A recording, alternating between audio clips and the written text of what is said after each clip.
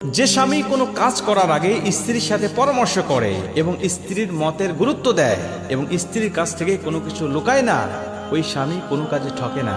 আম্মা জানা আয়েশা রাদিয়াল্লাহু তাআলা আনহা বলেন, নবীজি যে কোনো কাজ করার আগে স্ত্রীদের সাথে পরামর্শ করে নিতেন। বউকে ভালোবাসবেন প্রকাশ্যে সবার সামনে। এখন ভালোবাসা হয়ে গিয়েছে উল্টা, হারাম হয়ে গিয়েছে প্রকাশ্যে, হালাল হয়ে গিয়েছে গোপনে যুবক। ঠিক কিনা বলে?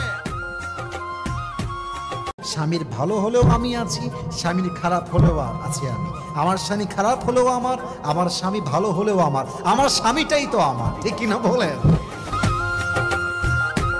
সেই স্বামী সবচেয়ে উত্তম স্বামী যেই স্বামী তার স্ত্রীর প্রতি যত্নশীল।